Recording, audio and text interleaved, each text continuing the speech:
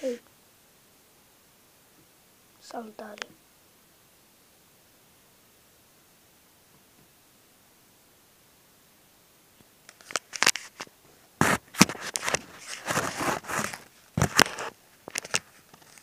Și bine v-am găsit!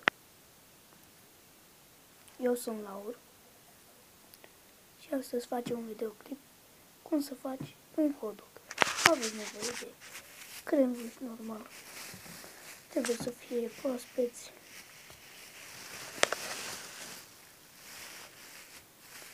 Sau dacă nu puteți să faceți un hot dog foarte bun, este nevoie de ketchup,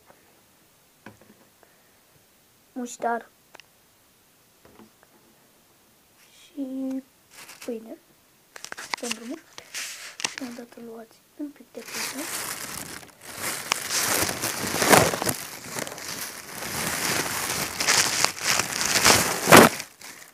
Vedeți pâine? Așa. Apoi o puneți așa și puteți să o tăiam.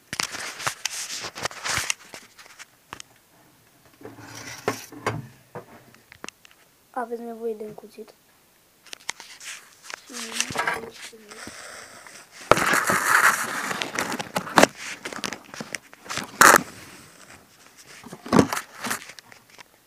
Așa. Tăiați pâinea. Tăiați pâinea.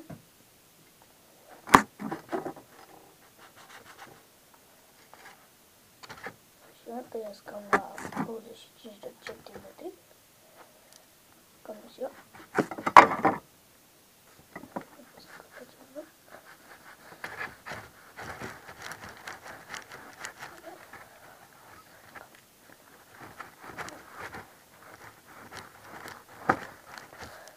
Așa, o tăiați așa. Apoi îi faceți aici un capăt. Așa. Și vedeți asta.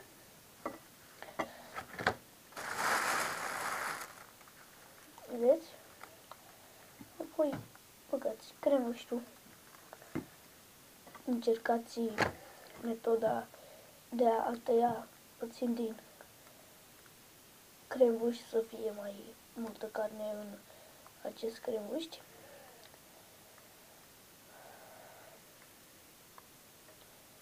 trebuie să mușcați din el sau să tăiați.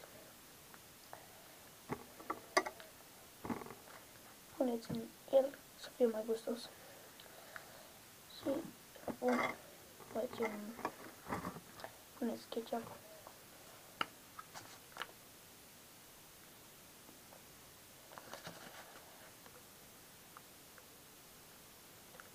Mai e foarte puțin ketchup și de-aia mă chinui.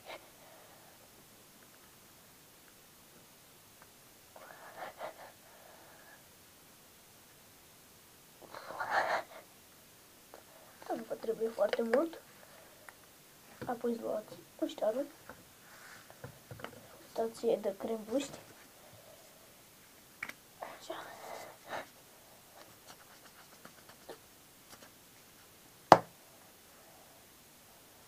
Apoi puneți niște muștar.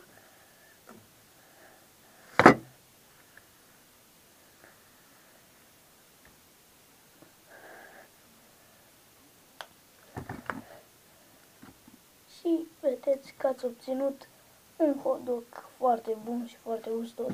Acum decât să-l încercăm.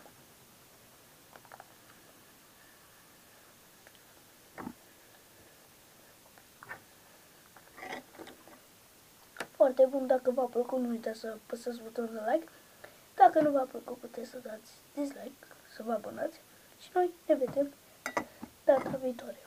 Pa!